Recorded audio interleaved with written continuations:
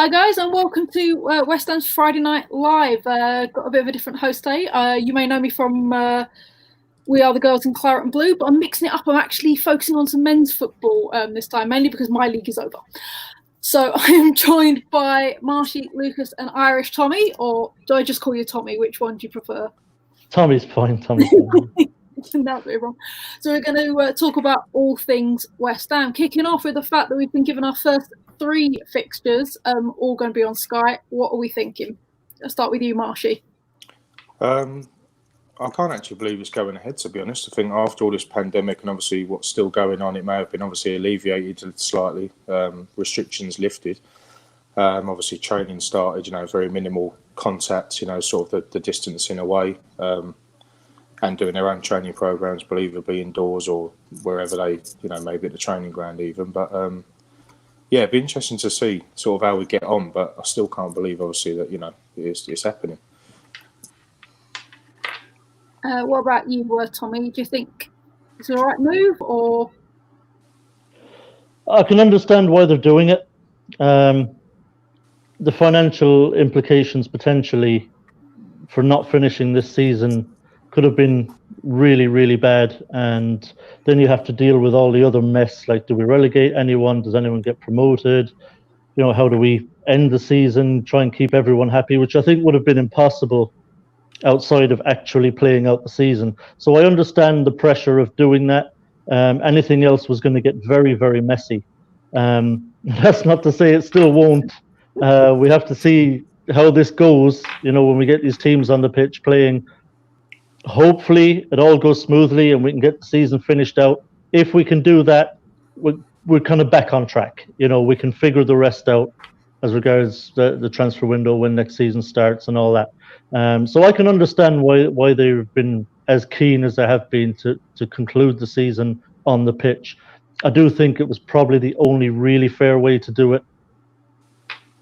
It's actually funny you say that, because they've just announced what they're doing with the Women's Super League, which they scrapped completely, have announced Chelsea as the winners because they did it by points per game, and have actually relegated Liverpool's women's team in order to promote Aston Villa. So I don't think you could get away with that with the men's games somehow if you just did it by points per game. What do you think, Lucas? I'm a bit surprised just because of how serious everything was at the beginning, and there's so many players coming out and talking about how they didn't want to play, they didn't want to put their families at risk, and to get a date this soon I thought was a little weird. And I thought when I heard the date, me personally in my head, I'm like, oh, I don't think it matters, because in the back of my head, I feel like there's going to be a bit of a protest going on, or I thought there would be some more backlash. But I don't know, as a fan, I'm happy to see, but it's hard to. I don't think it's the best idea to play. No fans, I don't want to see that, to be honest. But it'll be good. Yeah, well, look, I mean, look, we all knew that nothing here was ever going to be ideal, right? Yeah. We were not going to be able to play these games with fans in the stadium. There was no perfect answer here.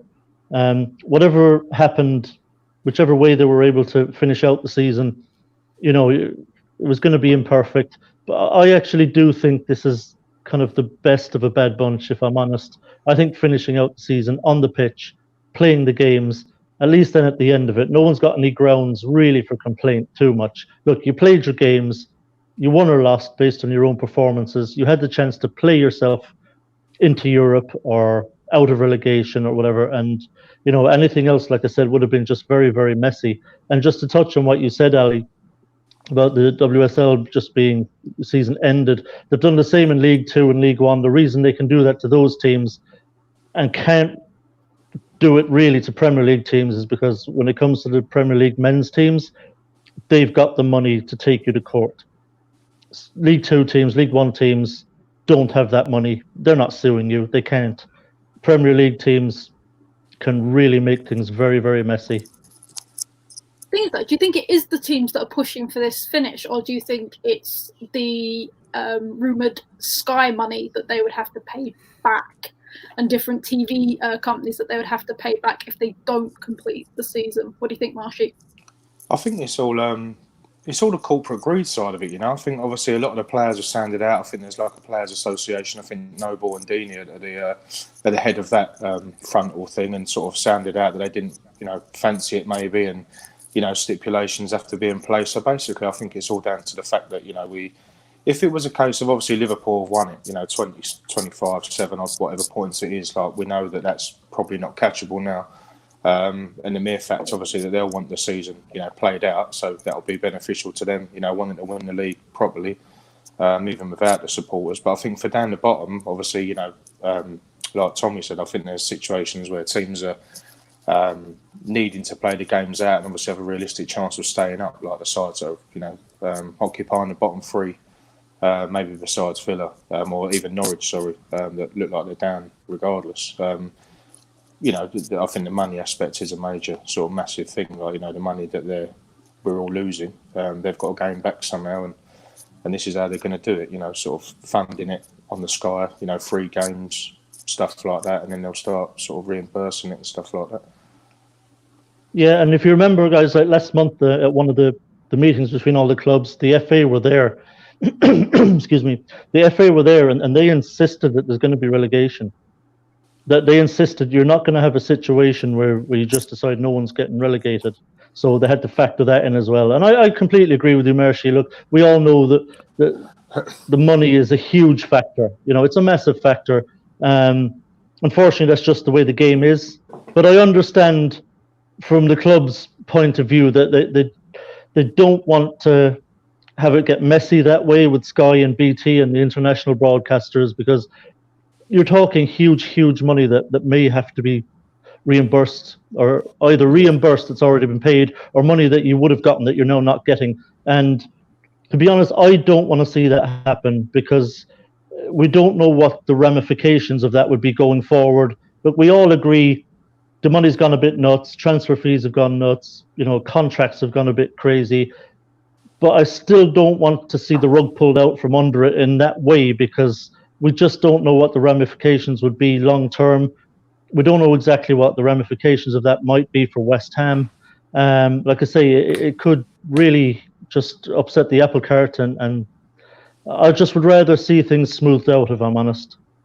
Yeah. Yeah, at the end of the day, we all know it's about the money.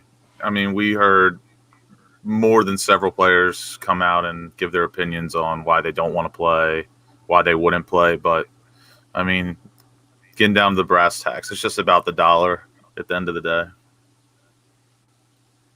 So how do you think the games are going to change with it being behind closed doors? I don't know if any of you have been watching the German league games that have been broadcast, but it's a little bit weird. How do you think that's going to affect our players? Do you think that Anderson's finally going to fuck himself up because he's not got that constant West Ham love going on? Or do you think it's going to be that missing ingredient that might end up seeing us relegated? I think it'll be interesting to see, because I don't think we haven't had the best season to date, you know, with supporters in the ground prior to all this pandemic going on. It'll be interesting to see how the West Ham boys get on without anybody sort of shouting at them, potentially abusing them, to try and help them out in that sort of West Ham sort of degree and fashion as well. We haven't really had the best out of the likes of Anderson, and now, especially even behind the closed doors, we've got the next 3 fixtures. You know, they're working all that out. You know, still games to play, and I think it's maybe down to the likes of Mark Noble and maybe the Declan Rices, you know, to sort of put their arm around these players and say, look, you know, we're not going to be playing in front of anyone, but we've still got a job to do, and you know, we still potentially could be relegated. I mean, I'm sure they're looking at that aspect and potential. So we have to sort of go about it at the. It would just be interesting to see, because, like I say, I know you touched on the German league, Allie. I've not seen any of that stuff. I've heard a lot of people talking about it. It's going to be strange enough watching our league, sort of on West Ham behind the closed doors. I don't know. You know, we haven't really been playing the greatest football with support, so let alone how it's going to be in an empty ground. I don't know, but yeah, it'd be interesting to see, I think. Yeah. Plus, I mean, one of my worries actually is we tend to start seasons slowly. And this is kind of like almost starting like a new little mini season. And right out of the gate, we've got Wolves, Chelsea, Tottenham. And the worry for me is that we're going to get off to a really slow start again, as we tend to at the start of seasons. we have to try and avoid that at all costs. We've got to try and get some points from those games. That's why I think we have to earmark that Wolves game to really go all out and try and get 3 points in that one. If we can get 3 points right out the gate at home to Wolves, it kind of eases the pressure on the players then going into the Chelsea and Tottenham games. Yeah, I'm optimistic about no fans just because when you think about anything you do in your regular life, like for me personally, I do better when there's no pressure on me. So, I mean, without, like Marcy was saying, that fan push, that West Ham love at the ground, who knows, some players like Anderson, he could play a lot better. But I've been keeping up with the German league. I don't know if the Premier League play is going to be like that. Like, the German league has been like an absolute slugfest every game, just counterattack. No defense, really. It's been poor, but I don't know. I'm optimistic of the quality of play that we'll see. I think we'll see a bit more structure with the Premier League than what we're seeing with the German league right now. Well, I think one of the biggest problems we had with the German league is that people didn't know what to do contact-wise because, you know, you've been told stay away from each other. You know, even your subs bench is socially distanced and everybody's wearing masks until they come onto the pitch. So nobody wanted to tackle. So that's why you were seeing like lots of counters, lots of very little defence. And they've sort of evened that out a bit and they've sort of got a bit better with that. But that's my honest fears because West Ham have never been good when it comes to well, our defence isn't great anyway, but when it comes to our counter-attack, so that could be a massive issue. We've got people saying that they honestly think they agree that the Wolves game is going to set the tone for us, and if we can beat Wolves, which I'm not sure, have we actually beaten Wolves yet since they've been in the Premier League? No. Then that will be great for us. But the key thing is, like you said, about no pressure for the players. Do you think fans are going to still try and go? They're going to still want to stand outside? Because I'm remembering an England friendly where the opposing team was banned from having fans due to some poor behaviour, and you still had the England band on a hill outside. They'll find a way. Playing The Great Escape. Do you think fans are going to still try and get into the stadiums?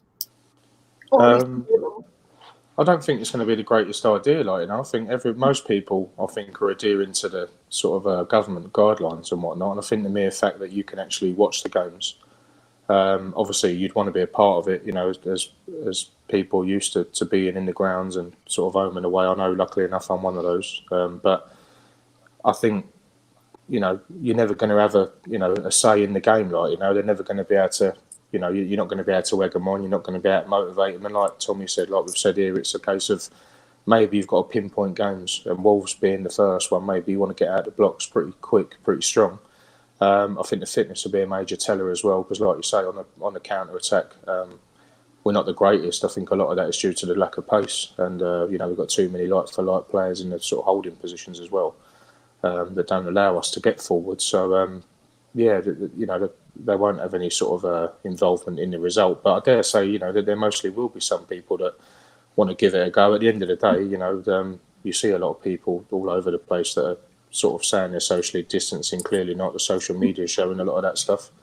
And I can imagine that, you know, for most people, Stratford not being too far to get to and keeping it at them grounds as well. Because I know they were talking at a neutral venue, which you might argue we play at a neutral venue anyway, because obviously it's not home, as we know.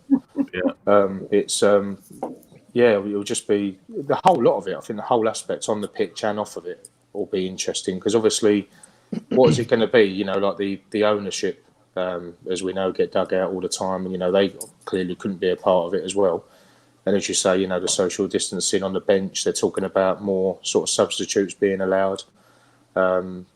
It's a nightmare, but like you say, the importance is the fact that we need to play these games, because especially for the West Ham sort of status in the league, are we going to be there, are we not? And it's, you know, we need to find out one way or the other, because I think most people, you don't want to look at the aspect that there's a potential we could go, but you know, and that's why it's essential maybe that we've got to pick up especially home games, I think you've got to look towards those more so than not. And, you know, the travelling on the road, we've got hard running, you know, no doubt about it. But Premier League with fans or without is unpredictable. Hence why, you know, for me, it's the best league in the world. You know, biased because we play in it, but still, well, at the minute we do. But I think all round it'll just be interesting. Yeah, I'd be optimistic about that fans won't show up at the stadium. I think basically, I'm thinking about myself here. Would I show up there? No. The reason being, I'd actually like to watch the game. If West Ham are playing, I want to watch it. So if I'm arsing around outside the stadium, I'm not getting in. You know, so I'm going to miss the game. So I'm hopeful people will just stay at home because they want to watch. Yeah, I mean, most people, in my mind, probably wouldn't go, but you know, you'll have like this handful, small percentage of people trying to turn up and do something, even though they're not going to be able to do anything. But I mean, you guys both pretty much nailed it on the head. See, that's the thing, you say this, but I've just got visions in my head of like those pushy parents that are going to bring their kids to like meet them off the coach and try and get the selfie, try and get the high five and stuff like that. And as Rebecca has said, it may not be West Ham fans, but some of the bigger clubs, you still may get a few of those turning up to try and get the precious selfie, the precious photo, handshake or whatever. If it happens, the first time it happens, every one of them needs to be fined. And fined big, and then dispersed and sent home and made an example of. Because they deserve it. If they're going to be that stupid, you know, and irresponsible, then, you know, make an example of them as far as I'm concerned. There's no excuse for being there. Absolutely none. It's just absolute stupidity if you turn up at the ground.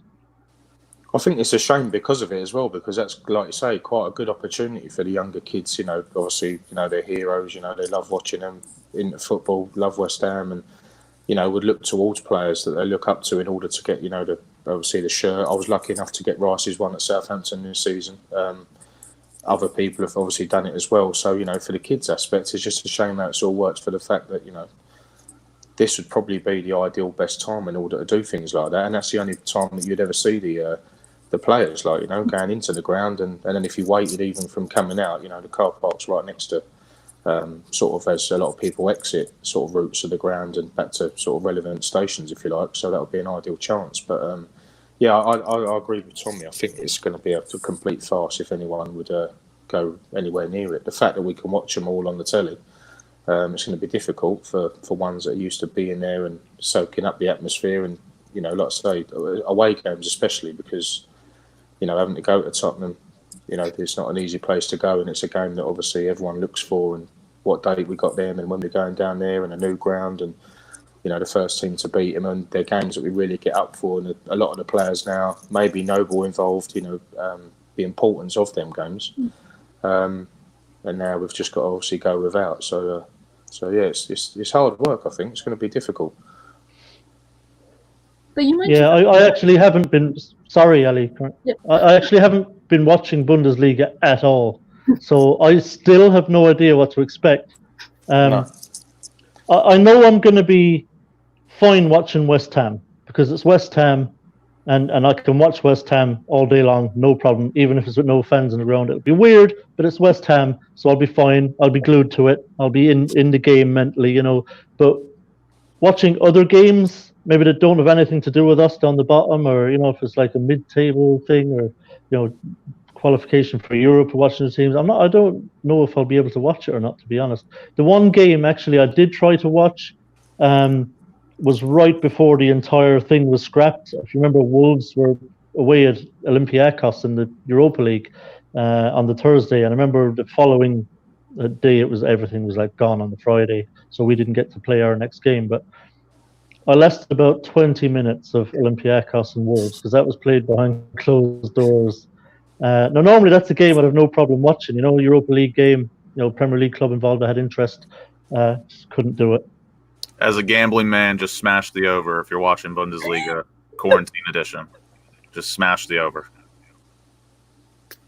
So you mentioned something interesting earlier, Marcia, about the fact that they've changed the rules now in about subs you can have. I guess, does that show a sign of desperation that they really wanted the league to go ahead in the fact that they are giving all of these like changes, and does that really affect the season? And do you think West Ham will be able to utilise 5 subs, or are we going to do our usual trick and not bother until the 86th minute? Yeah, I think obviously when we tend to lose not the first goal but the second or the third in instances, we seem to, especially under Pellegrini, in the earlier days, we were waiting miles too late, and then even then not making the right sub necessarily. So also, I think it's a case of, are we all potentially just, I mean, the real thought process behind it, sort of like, are we going to be thinking that the whole squad are up for playing? Are they going to give it 100%? Are they going to go in like it would just be a normal Saturday afternoon at Tottenham away? Like, are we going to get the players that we really want to be playing? Has everyone declared themselves that they're going to play, and they understand the importance of it and stuff like that? And I think it could. I generally believe, I don't want to believe it, but I think it's going to influence our game massively, because we've got the likes of the Anderson, Lanzini, Yarmolenko, and even the more the sick note players, as we mentioned before, Wilshere and that lot. We haven't really got. We've never really had the depth in order to sort of experiment properly in the positions and really know. And I think that was a problem with Pellegrini. He didn't really know his strongest 11, so that could have been a good experimental time. But I think at the moment we need to, hopefully we can utilise it, as you say, pretty well, and hopefully Moyes can make the relevant changes if we need to do that. And just hope as well that he's able to start the strongest possible 11, because at the end of the day, we're no strangers to this sort of position. We're more used to being sort of in the bottom 3 setup as it would stand currently, but we're sort of joint points, I think, just above the bottom 3. So we really need to start pulling the fingers out and giving it the 110%. So hopefully we can, if we need to utilise players, and like I say, injuries as well, and as I say, it's going to be interesting how it's all going to work. Like I say, subs and players on the pitch, and are they going to want to be going into tackles and stuff like that? And like Tommy said, we just have to wait and see. It'll be strange, but we'll wait and see how we fare, really. Yeah, it's an interesting one, because my understanding, correct me if I'm wrong here, is that you're going to be allowed to have 9 players on the bench now, and you can use 5. Yeah, it's going to be interesting. I think it's an advantage to us, actually. I do think we're going to have, we've got more or less everybody fit. So our bench is actually going to be a very strong bench compared to the likes of Villa can have, or Norwich, a lot of the other teams down around us. Our bench is going to be quite a bit stronger than maybe the exception of Bournemouth, maybe. Other than that, I think our bench is going to be stronger than probably any other teams really in the bottom half, with everyone fit. So if David Moyes starts actually using substitutes, that could be an advantage to us. We'll be able to bring some players off the bench. I mean, you're talking about making 5 subs. You're changing half of your outfield, right? So half of your team that is going to be different to the team that started, that finishes the game. So we should and could take advantage of that, because we will have a very strong bench. The problem is that we've had games where Moyes hasn't even made a sub, or has made 1 of the 3 subs, and he's made them kind of very late. So the worry is that we might have really good subs there that we can use and just won't use them. But we should be able to take advantage of that with the squad that we've got. The issue I see with it is this could really break up a game. Imagine if you're 2-0 up, 10 minutes to go, and you've still got all 5 subs. You can make a sub every 2 minutes from there to the end of the game until you get into injury time. It would just completely disrupt the game. Imagine a sub every 2 minutes for 10 minutes. You can break up a game like that and to hold on to your lead. It could become a tactic to hold on to a lead, and it would just, the optics of it would be really bad. It would just kill the end of the game, wouldn't it? It'd be horrible. Yeah, I wasn't excited when I initially heard the news, but I can't help but think about the possibilities that we could have at our disposal with 5 subs. I've always felt like, well, obviously we've had a history of terrible sub situations and not subbing. But I feel like we've always, along with not making the correct subs, I feel like we've had a lot of lineups we put out where we were missing one or two people that we thought should have started. So I'm hoping this situation can help us forward so we can, like Tommy was saying, we could change the whole dynamic of our game within a few minutes with 5 subs. So I'm optimistic. I'm excited for it, but I do think it's going to ruin the game a little bit if it goes like really well. Hopefully it doesn't push forward beyond this, but I'd be lying if I said I wasn't optimistic. Yeah, I mean, 10 substitutions in the second half. It just. Like you say, well, we're not really used to making one sometimes, are we? So the mere fact that we can make sort of that amount potentially, because I know Moyes is one of them ones, really. I mean, we see it at Chelsea away this season when we beat them when Cresswell scored the goal. We held out, and we were playing good football, and it was sort of like more worrying to stick someone on because we were in such a good place and a good position that we didn't necessarily need it. And like you say, it's nice to have that aspect to look on the bench and think, we actually for once have got a bit of firepower. We have maybe got someone who can implement a game, change a game, create an opportunity to score if that's what we need to do and we're chasing the game. So it'll be nice to have the options there, but obviously, hopefully he's going to go with the strongest sort of players. I mean, we've got to play teams around that bottom section. We've got to play Villa, we've got to play Norwich. We've got to go to these teams and hopefully win the game. We've got enough on paper, but I think if we could win the league on paper, I think we'd have won it by now because our side always looks that good, but we never turn up. And hopefully now, I think it'll be interesting to tell because of the fitness aspect. Obviously they've been no doubt keeping all their, I think, individual programs, nutritional stuff as well, like the eating, the healthy kick stuff. So yeah, hopefully we're going to go back in and be as prepared as we can. And we won't know who's fit until we obviously see them play. So they say they're fit, but we'll see about that. Well, there's a difference between being fit and being match fit, So now look, every team's going to be in the same boat. So I'm just wondering if in some of the early games we're going to see a few late goals, as players start to get knackered because they just haven't played in so long. The players are going to be getting tired. So maybe, again, that's where the 5 subs is going to come in really useful. Because, Antonio, when he's match fit, can be gassed after 60 minutes. 65 minutes, he looks like he's gassed. So how long he's going to last having had this layoff, Bryce knows. He might only be able to play a half. You don't know. I think the advantage is as well. I think the good thing aspects of it is I've been seeing that they've been doing a few training sessions at the ground, which is obviously can only be helpful, really, can't it, for the games that we've got at home? I mean, actually, Marshy, sorry to jump in, but I'm glad you said that because actually what they've done, and I have to give credit to Moyes for this, to get the team used to playing in an empty stadium at home at London Stadium. He played 11v11. Yeah. He played 2 full West Ham teams, one in the home shirt, one in the away shirt, and they actually played a game against each other, 11v11, just to get used to there being no fans, no atmosphere, and all that and stuff in there. So I thought, fair play to him. Thought that was a good idea. It's a new adaptation for him as well, isn't it? I mean, obviously we're used to playing in front of 60,000 at home games, and obviously we pack out the away ends where we go. We've religiously done that.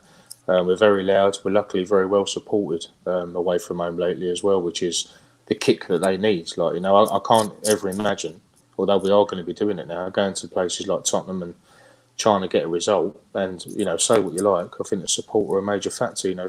Football without support is nothing. So it's going to be, there's a need for us, and obviously now not being able to get to them, is going to be very strange. But yeah, when it all starts going off, hopefully we can pick up some good points. And apparently there's been rumors next week that we have a practice game against QPR midweek. See how that goes, I guess, if that's true. It'll be interesting. One of the things I'll be interested to see, now again, I don't know what's happened in the Bundesliga, but I'm just wondering, with no fans in the stadium, if it'll be a bit of a leveler for the away team. Obviously, normally there's a certain amount of advantage that comes with being the home team. I'm just wondering if that will hold true in the results for the rest of the season with no fans in there. Is it the fans that give you that home advantage? Yeah, I think so. Or is it just psychologically the fact that you're on your own pitch? Or it'll be interesting to see. Yeah, so it's a massive factor, I think, the impact, because, when people say that when you're in a sort of dogfight, which essentially, we can say that we are, for want of a better word, and them home games, you sort of look towards and the crowd to get behind you. I mean, admittedly, there's still a transitional period, I believe, over there at Stratford, and, it's not what we're used to. We're so far away from the pitch, but we implement, and, our inclusion is massive anyway, and we try to make that the best that we can in certain areas of the ground. But I suppose there's kind of a reverse to that as well, Marshy, because if you're in a big game at home and you really need the win and you're stinking the place out and 2-0 down, the home crowd can do the opposite. They can turn on you and kind of really get on top of you and just kind of and you end up losing 4 or 5 because your head's gone. Yeah, there is that sort of negativity to it as well. I think a lot of the games at home, I think there's only been a couple since we've been in the place that it's actually felt like the ground's going to erupt, if you like, albeit Tottenham was one of them, as it would be. You'd expect that in them games. But a lot of the others, we've sort of struggled to generate that form of atmosphere. So you could even argue that, more so the away games is beneficial to West Ham, because the home games, it's just like, it's more of a chore for most people. And obviously now it's, you would argue that it's no different support being in the home games than not being able to. So they're sort of used to the fact of...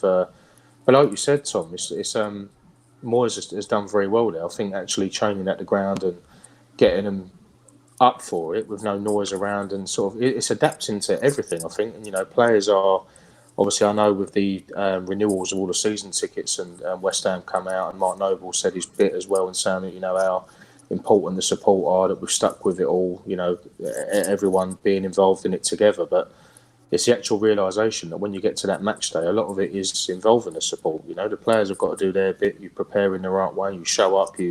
Like you said, you might have match day rituals and stuff. You might do certain things when you actually go out onto the pitch, and without anybody there. I mean, what are they going to do? Are they going to play bubbles to nobody, or are they just going to walk out and start playing a game? Yeah, that would be tragic. You mentioned the bubble song playing, and then the music stops, and there's nothing. Yeah, that's right. I can't it's everything involved, though, isn't it? So I know we've got to wait to see, and we haven't got that long a wait now, so it's going to be very different. A major contrast to that match day sort of experience, which I say, most people don't get at Stratford, but you sort of make it what it is. The football's a bonus, you go to socialise, you have your drinks, you have your food. And you make the day what it is, and the result is a bonus at the end of the day, because how we've been playing at the moment, we're not sort of expecting to get any form of result. So maybe, as like in the song, the fortunes might change, and we can maybe kick on a little bit and hopefully push on. Yeah, no, absolutely. And we've had some clarification on the 5 sub rules, which is you can still only stop the game 3 times. The second subs either come on at half time, or they come on when the other team's making a substitute. So you won't be able to do your tactic there, Tommy, of stopping the game every 2 minutes. Well, that's a relief. Yeah. You can't even make a change as and when you want to. Then it's obviously got to be at certain intervals, or when the opposition's making a change, unless you're obviously making a change first. 5 subs between 3 intervals. Yeah. Yes. Strange. So we've got to play the strongest player. So who is that? Who is your got to have in that squad, especially for that pivotal Wolves game?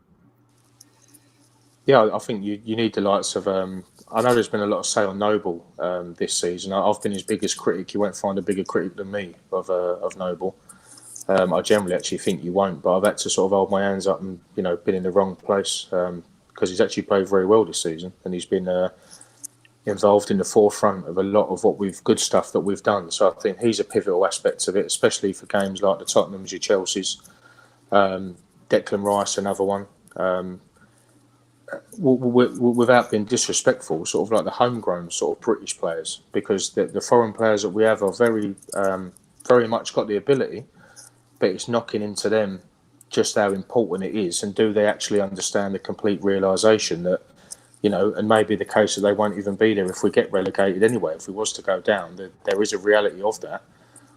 So, I think you need your Haller. I think he's a target man. All right, he can be very lazy, lacklustre, but then he's used to playing in the front 3 at Frankfurt, where he's come from. So hopefully, and if we've managed to get fitter over this delay of time, in restarting again, then hopefully we'll see the ball maybe sort of route one, if you like, sort of up to him, and he can hold up play and bring someone else into the game, create other chances. I think we just need the fittest players as well, technically based. Obviously, Ryan Fredericks coming back in as well. Antonio, another one. So I think I'll trust him more as in order to pick the strongest side. And it's probably pretty obvious who they would be, but it's actually nice probably for the involvement of a few of the young boys as well to sort of come in and get involved and have a go at it. Get them in sort of if they're not playing as well with nobody there. There's no real sort of pressure linked with that. And obviously basing it on injuries as well, there's always a potential that we need to account for that. We are a team, that do like an injury. So yeah, hopefully the strongest possible side. Obviously Fabianski is a massive factor. He saved us a lot. He probably doubled and trebled his transfer fee, I think. So yeah, I've got to believe in the Moyes thing in order to. He knows what he's doing. Hopefully, he's no stranger to this sort of situation with the likes of Sunderland and whatever. So yeah, I think we'll pick the strongest side. Yeah, I think for me there's a handful of must start players. So for me there would be Fabianski in goal. He has to start, obviously. Ogbonna. Got to start Ogbonna. Have to start Rice. Have to start Souček. Have to start Fornells for me. He's been one of our best players all season. Have to start Bowen. Have to start Haller. And I think have to start Antonio. So there's a good chunk of players there that if fit, that, you've got most of your team already. I think the rest, whether it was Cresswell or Johnson on the left, wouldn't be too pushed. If it was Fredericks or Johnson on the right, not too pushed. If Noble starts or not, I don't really care that much, if I'm completely honest. Lanzini's on the bench, fine by me. Anderson's on the bench, fine by me. Don't care. Wilshere on the bench, okay, fine. But those players I mentioned, for me, if fit and available as they are, I would always have them on the pitch. Yeah, you got your core handful of first-team players you have to play in a game like this. So Rice, Fabianski, Ogbonna, Fornals, that's my four. That should be guaranteed to play. And Haller. But I've been a big Mark Noble defender, and I think a game like this, just from watching Bundesliga and how just sloppy and back and forth the game is gone, obviously Premier League is quality up from that. I think Mark Noble's perfect for this first game, just to put structure in the middle, make sure the boys are where they're supposed to be, keep composure, and don't let the game get out of hand. Yeah, I mean, we've all been probably thinking about what kind of team we might put out for the Wolves game. And it's tricky. Every time I was thinking about it, I came down to this thing where do I play Noble? Do I have a place for him? And every time I found that I didn't have a place for him. Who was I had to think, who am I dropping then to fit Noble in? I'm not dropping Rice for him. I'm not dropping Souček for him. I'm not dropping Fornells for him. And I'm starting to think, so who am I dropping here for Noble? And I couldn't drop anyone for him. So Noble actually ends up on my bench, I'm afraid. Yeah, I think the fact that you brought in Souček there, actually, that I totally forgot about. I think the fact that he's, since he's come across, on initial loan at the moment, he's hit the ground running. And I think he'll actually be a big player. And I think there's already talk about the fact that if we do stay in the league, he'll be one of the first signed up from where he's coming from. He seems to be. But, I mean, I keep relating to the fact that, players that know what's needed in certain games. And I know, obviously, Noble is that man for the likes of Tottenham. But then again, like you say, you'd argue that, you couldn't just play him for one game and then sort of drop him. That it would need to be a consistent sort of side as long as we can keep it that way. And I think Wolves have always been a side of physicality. And we've always struggled against sides that want to be physical because we don't seem to match it for one reason or another. They've got a lot of pace that we seem to be exposed to. They play a wide game, they sit on the touch lines, they sit on the bar lines and stretcher. So hopefully it's going to be a case of playing the fitter players for the Wolves game as well and adapt to having having the forefront of your mind, really, how they play their game. And, we know how Wolves play, they're struggling, they're the side that we struggle to beat. So hopefully we can right some wrongs and, like I say, prepare in the right way and And if we can get a result, then that would push us onto the Tottenham one massively. That's my big reason for playing Noble, because this Wolves game. So I've been seeing some people say, like, if we were to win this game, that puts us in an absolute driver's seat. Because when you look at Norwich's rest of the schedule, which is absolutely brutal, Bournemouth's is really bad too.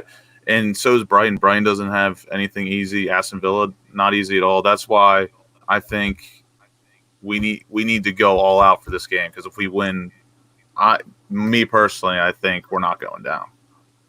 But I don't know. I would worry about Noble against Wolves. I really would. I think he could get completely overrun in midfield. That Wolves are very mobile. I agree. And they move the ball quickly and so well. And I think in there you need people with stamina and who can cover the ground. And that's why against Wolves I definitely would be going with Rice and Souček. They can both really cover the ground, lots of stamina, lots of energy, and they're both very good in possession when they do get the ball. And can move the ball forward, can go on forward runs, either of them. So I just worry about Noble, that it's the kind of game that Wolves might just, because he's so slow, I think Wolves might just be able to play around him. Yeah. Like, I appreciate that, but I think the problem not playing Noble is the rest of the players don't really know what to do.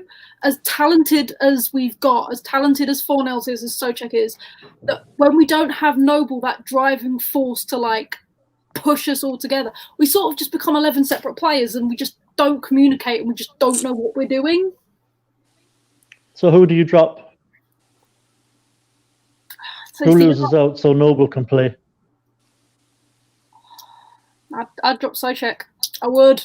Just to have that. You can always sub him back when you've got 5 subs, but just to have that grounding, I'd still play Noble.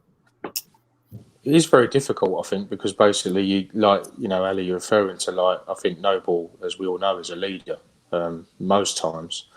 Obviously, when the chips are down, which most times this season you'd probably argue they have been, and you'd look for someone like that. But, I mean, listen, there's no doubt in the mind he is coming to the end of the time and he's going to be involved in the club to some degree, coaching and being over the shoulders of young kids and helping the development, no doubt, in some way, the academy players, the youth players, reserves, players that want to break into the first team even as well. But I half agree with Tommy. I think we actually need to, as much as I would play Noble, the Tottenham game is a massive one, because I think that Ali's right. I think we need somebody in there in that game. I mean, you would argue the fact that they should know what it means in order to play Tottenham now, and that mindset and mentality should be there in the preparation and in the lead up to that game. In order to win it. But I think you would have to go with the likes of Rice and Souček. And I think for the Wolves game especially, where they play on the counter, they get the ball wide, they're very quick, they're very physical. Not anything we can match, by the way. Hopefully, as I say, they shock us, and that's what we want to see, that sort of commitment. But you'd have to play the holding type players in case they sort of, that they're whipping the ball into the front man, they're getting the ball wide. And we're missing out all the attacking sort of flair players of us that don't drop off quick enough in order to help out when we're backs to the wall defending, our own goal. So yeah, I think Noble probably you will find in this last 9 or 10 games will take more of a back seat, I think, and especially if it's going well. And if he's not involved from the start against Wolves, then I think you'll find that he might be one that you'd look to for a sub in order to bring on if we need to shore a game up or we're holding on. And you look for that leadership quality and that experience in the Premier League, then maybe they'll look for Noble like that sort of thing. Yeah, there was a time I would have not that long ago, Ellie, I would have completely agreed with you on the leadership thing. But I think Rice has developed into a real team leader. I would have absolutely no qualms of David Moyes handing him the armband for the Wolves game if Noble wasn't starting and say the captain today. I can't remember what game was it. Maybe you remember, Marshy. Declan Rice absolutely dug out Ogbonna for he'd made some mistake, and Declan Rice gave him an absolute earful. Ogbonna is a very experienced player, been at West Ham for years, and he would be one of the senior players at the club. And Rice had absolutely no problem digging him out for making a mistake that almost cost us a goal. So I think we have the leadership even without Noble. I think Rice is perfectly capable of being a leader on the pitch for us. He's had the armband before as well, hasn't he, Rice? I know for only one game, but I mean, because obviously Noble and Cresswell were not available for whatever reason or another, he came in and I think we won the game.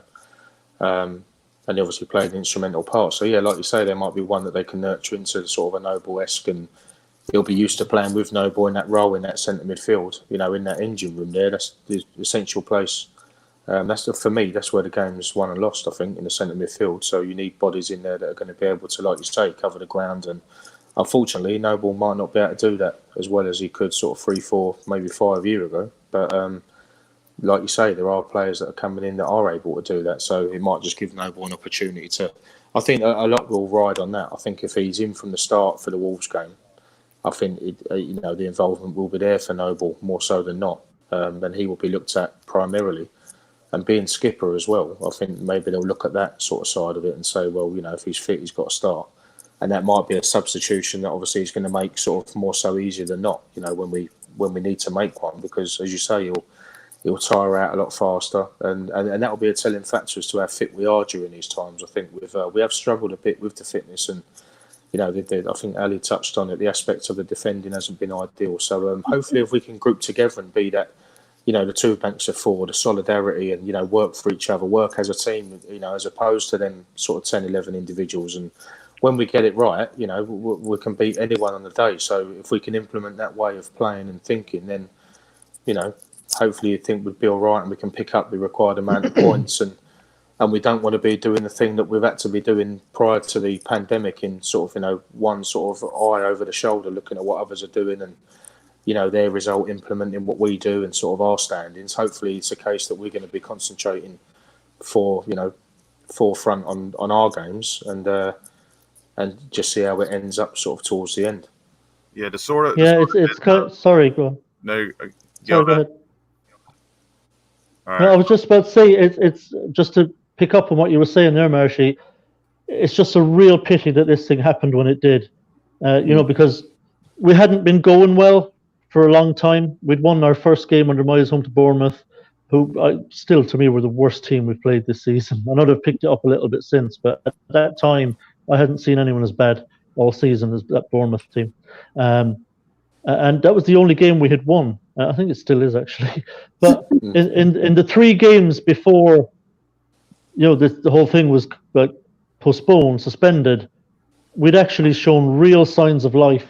And, you know, our performances were much better. He was getting the team sheet right. He was getting the formation right. We were playing much more positively, getting forward more, attacking more. We looked a different team. And it felt like the wins were going to come, you know, and then it all just went to crap. So, you know, I hope, you know, that doesn't turn out to cost us our Premier League status. You know, I mean, if we don't hit the ground running now and we start on a losing streak and we can't get going, we end up getting relegated. It could be entirely really because of, you know, the coronavirus lockdown stuff, because it did look like we were really starting to play well.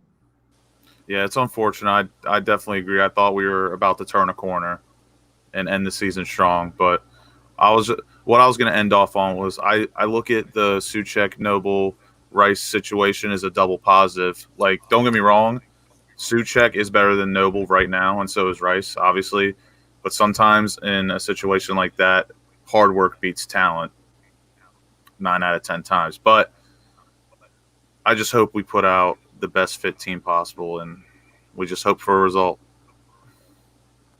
Absolutely. Yeah, I'd be quite alarmed, actually, if Souček isn't in that starting 11 for the Wolves game. That would alarm me. Like, he looked absolutely mustard in the 3 games we've seen him play. You know, it was when he went off injured at Enfield, that was when we fell apart and lost the game. You know, we didn't look as good with him not on the pitch. So I really hope Souček starts. No, absolutely. So we're going to finish off now on something a bit fun / controversial. So we've been given 2 opinions, and I know Wally's going to really agree with one of these. One is Wiltshire the new Andy Carroll? And also, should we recall the big Hugel from QPR once his loan spell is over? I think Moyes has been. I think he's well documented it, making out that he's sort of he's a fan of Hugel. I'm unsure as to where he's getting that from because I can't ever remember him playing a lot of games. So I think he's banging in the goals at QPR, but then again, I think he's found his level. The Premier League is very hard to sort of come into and adapt to. And, if you hit the ground running, fair play. But, I mean, a lot of the players that we seem to get from maybe lower league struggle more to hit the ground running, don't necessarily get the game time, hence him going out on loan. Again, I'm not necessarily against the Hugo thing, but, I mean, don't get me started on the Wilshere thing. It's... he's in the same bracket as Andy Carroll. Don't get me wrong; he's made of glass, and I actually feel sorry for Jack as well because, he wouldn't be a West Ham player if he could prove his fitness and he wasn't shattering every time someone got remotely anywhere near him. Then he'd still be playing for Arsenal. And I've stood by the fact, and I've been grilled for it. I've had pelters for it on Twitter and in the flesh at the games to say that if he was playing his best football and he can maintain his fitness, he'd be arguably one of the best centre midfielders in the league. And like you say, he wouldn't necessarily be playing for us. And Arsenal maybe knew something we didn't. Yet again, West Ham have taken a punt on him. Probably rightly so at the time. We all got a bit excitable. He played that first game up at Liverpool. Obviously, was well out of his depth, I think, from what I could see of it. So, yeah, Hugo, I'm not against, to be honest. I'm up for giving people a go. And if he can get a fair crack at the whip, and maybe he could work well with Haller and implement that sort of body tighter to Haller than what the midfield can get to. But Wilshere, he's got to just alleviate his contracts and free up some wages maybe for players that you can guarantee the fitness. Yeah, I think as regards Wilshere, at the moment, you'd have to say he's another Andy Carroll. Now, he does have time on his side. He's still in his mid-20s, amazingly, and he's not an old player. He's not coming towards the end. He's still got a lot of life in him. So, you just really hope for his sake, that he can, these injuries will just clear up and he can actually, maybe get a season under his belt. Like Marshy says, you have to feel for it. Look, no player wants to be sidelined like that often. Players want to play. And he must be incredibly frustrated, with all these injuries. And I really hope for Jack because he's a great lad, and a brilliant player. So I hope he can put the injuries behind him and actually start playing a string of games. That would be great for him and brilliant for us. But at the moment, unfortunately, it's hard to be optimistic for him, really. And the other question was what? Hugo. No, I agree with Marshy. I think is Charlie Walsh in the chat?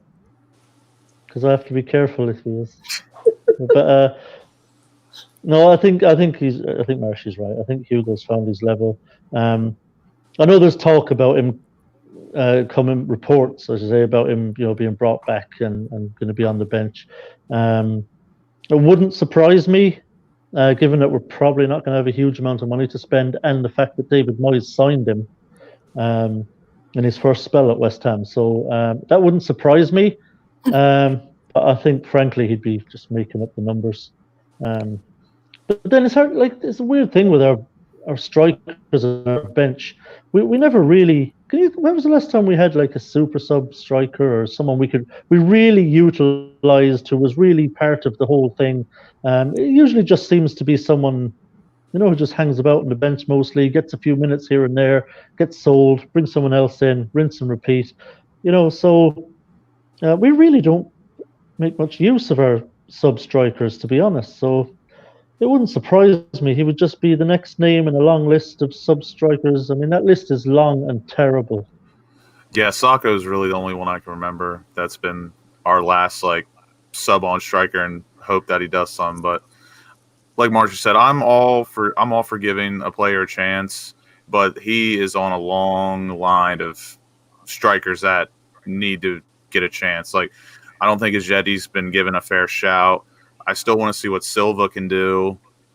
So, I mean, I'm all for giving Hugo a chance, but the line is just so long. It's when is he even going to get a shot? But I think he has found a level where he'll be successful for a while, probably. I mean, because he was banging them in. I'm pretty sure he scored 3 in his first 2 or 2 in his first 2, something like that. But I think he had 12 altogether. Yeah, it was solid for QPR. It was a good loan deal, but to finish off with Jack Wilshere, it is unfortunate that he is in an Andy Carroll bracket. And like Tommy said, he does have age on his side. I feel like he's been playing for 15 years. But it's unfortunate. I think when he is fit, he is one of the best midfielders in England. But it's hard to watch now, knowing the fear of injury every time he steps out on the pitch. Yeah, and of course with Wilshere, like any player, it's not just about, he's fit now so he can play some minutes. Like for any player, he's been out for a while, again, out for long-term injury. He needs a few games, before he would even hit his stride and we'd start to hopefully see the best of him. But he just can't even get that string of games where we can actually see his form. So even when we have seen him, it's been him back from injury, trying to find his feet again, and then he goes down again. So we just never see the best of Jack Wilshere. And it's I not think really the problem is with Jack as well. I think you're not going to, at the current point, obviously, we've discussed what the starting 11 would be. I don't think he gets into that fully fit anyway.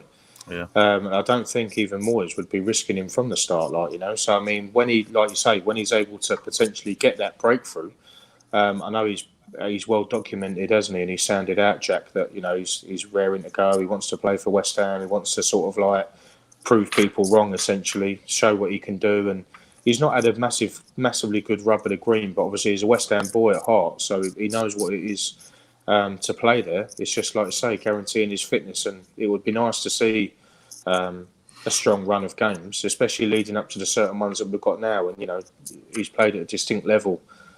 Champions League for Arsenal as well, so he's played against much better players, and he's come through them games. So it's just very difficult. I mean, coming to a team like West Ham as well, that we're not sort of lucky on the injury front.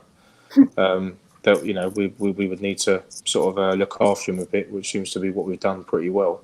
But again, I just feel a bit for him. I think that the Hugill thing as well is only well and good if you're going to bring a striker back in and play to their strength. Strikers there to put the ball in the back of the net and have people to create them opportunities for him. So unless you're going to play with strength and give him that game time, which he's not going to look towards with Haller. I mean, he seems to be leaving Haller isolated up the top, and I'd like to hopefully see when we restart with the Wolves game and moving forward from there. Hopefully he's just going to sort of maybe change it up a bit, and the style of play and what he wants out of the players, and show a different aspect, a different sort of mentality. To hopefully drive us forward, I think. So it'll be interesting. Can I ask you guys what you think about this? Because, in those last 3 games before it was all suspended, Moyes was playing Antonio up top with Haller. Now, it worked very well, and we were playing much better. But the problem I have is that Antonio isn't a finisher. He gets into really good positions, creates some really good opportunities, and too many times he just fluffs his chance. And it's really frustrating for me. I personally would rather see him back out on the right-hand side, where he's still very, very effective for us and still creates huge problems for the opposition. Whereas I put Bowen up top with Haller. Bowen is an absolute finisher. Bowen gets the chances that Antonio missed. Bowen will bury them. I'd personally rather see Antonio outright and Bowen up top alongside Haller. I think Bowen is the more out-and-out striker, I think, of the two. I think it worked, and the Antonio-Haller partnership worked very well at Southampton. We won the game.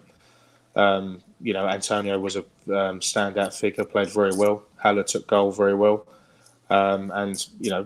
You'd think we'd kick on from there, really. But, I mean, if they wanted to nurture Antonio into that way of thinking and playing in that position, then you were training with that mindset in order to sort of have him up front with Haller, who desperately cries out for that man. I think he gets a lot of negativity, Haller, when it isn't necessarily him. And, he's a bit sort of lethargic, shutting the ball down in the back four, when we're sort of trying to press going forward.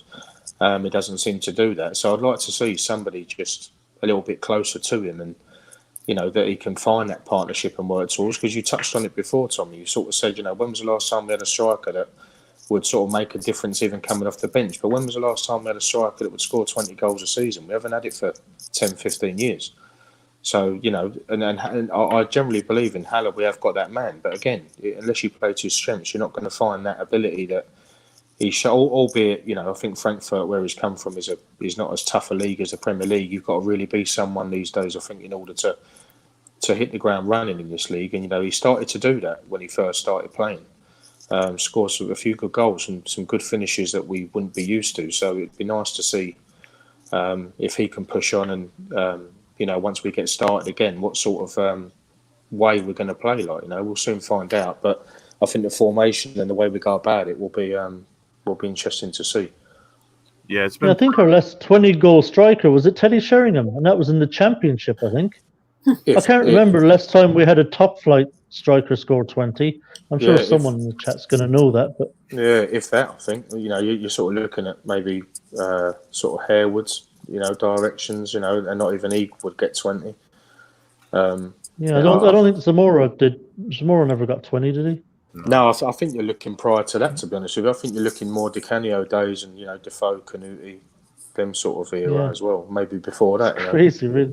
Cotty, I suppose they're not easy to come by either. I suppose if you're not a top team. There's not too many teams outside of the top 6 that have a 20-goal striker. Really. I was going to say they're not easy, especially coming to us as well. We're not exactly an attraction at the moment, so just play the best with what we've got. I think see how we get on. Unless they like Malls, we're not going to be getting a superstar striker anytime soon. But it's been proven time and time again. Allaire needs someone to play with, so I would absolutely not mind seeing Allaire and Bowen up top, and then have Anderson, Souček, Rice, and then Antonio flat 4 out, and then put whoever you want in the back on defense. I think we could run a 4-4-2 now if Noble isn't on the pitch, obviously. And I have confidence that Rice has looked really good on the ball this year. He's been able to beat a few people, so I wouldn't mind seeing a 4-4-2 with Bowen and Allaire up top. Yeah, I've kind of given up on Anderson, if I'm honest. I just don't expect him to play well anymore. Like his first season, I thought he did pretty well. He was a bit up and down. There were games where he didn't really feature, but there were other games where he'd be really, really good and just brilliant to watch. And to be honest, I could live with that. I was pretty happy with him. We knew he wasn't going to turn up every game. Yeah. If he was a player who turned up every game, wouldn't be playing for West Ham. He'd be at a much bigger club. So I was able to accept the fact that, okay, he won't turn up every game, but he'll turn up in enough games that he'll be a net positive for us. And he did that last season, or the previous season. But this season, I wouldn't mind putting Fornell either instead of Anderson. Yeah, I'd rather Fornell's, frankly, left-hand side than Anderson. I've kind of given up on expecting anything from Anderson anymore. Yeah, I think it's difficult with Anderson. I think because you sort of maybe look at him in the mould of the Payet, obviously prior to the Anderson, and sort of maybe more of a direct replacement for him. But spending that amount of money obviously comes with an expectancy level that you're going to put it in every week. And again, someone that's walking into the Premier League, having to adapt to a lifestyle, the way that we play football, a new team, new teammates, and I just feel that it annoys me watching him play when he's getting muscled off the ball and when he lays around like the typical foreigner does, rolling around. We don't need any of that sort of stuff. Get straight back up, play the game, get involved, and sort of I think he's also this season as well come under a lot of fire and a lot of criticism. So I'm hoping that, because I think he's very vital and I think he's massively important, and he's one of the first sort of players that you'll look towards in order to create these opportunities that we're talking about, in order to to score the goals that we need. Obviously goals win games, and if we're not going to create them, we're not going to score. So and you would look to someone like that, I think, in order to do it. So I'm hoping he's going to up his game and he's going to come back sort of I'm hoping firing on all cylinders and really being a talisman in order to keep our Premier League status. But again, we'll wait and see. You try and keep as positive as you can, and then you sort of get to it, and you'll see that Wolves will get probably a lot of the ball. They're very pacey. They sort of go for the jugular, if you like. They want to get the game done as early as they can. So hopefully we can stand up and sort of and fight, for another day. All right, final question, guys, before we say goodbye. Wolves score predictions. What do you reckon? Good luck with that. I think there's going to be goals. Players are going to not going to be match sharp. I think that you maybe see quite a few errors in games early on. And like I say, I expect the fitness levels won't be where they need to be, so maybe you'll see some late goals as well. So I think there will be goals in that game. I want to be positive and say that I'm going to go 3-2 West Ham. I'm going to be positive. Yeah, I reckon. So I reckon that we can stand the game as long as possible, as long as we don't concede the first goal and be it early. It could be a long afternoon, but I reckon 2-1 West Ham. I think we're going to hopefully come out, like you say, guns blazing, create the opportunities. For once, actually put them away. That'd be refreshing to see. As long as we can all put the fight in, because we know what Wolves are about. We struggle to beat them, home and away. They're very organised, with the manager that they've got there, their Portuguese, influences that they've got. They all know each other very well. So we can sort of stand up and keep that solidarity, maybe the two banks of four, and take our opportunities. Yeah, I reckon we could do it 2-1. Yeah, I think the big thing, Marshy, in that game is going to be work rate, because you know how good Wolves are technically. If we sit back and let them play, they'll carve us open. Yeah, we can't do that. We definitely can't allow it. And like you say, the time and the space, we need to get tight, but not too tight that you're massively committing yourself, sort of thing. You want to be really as tight as possible, but if you give them that sort of slight bit of pace, all right, don't necessarily let them turn, but just don't let them, obviously, keep the influential players quiet, keep the Martinez quiet. That Adama Traore causes us a massive problem.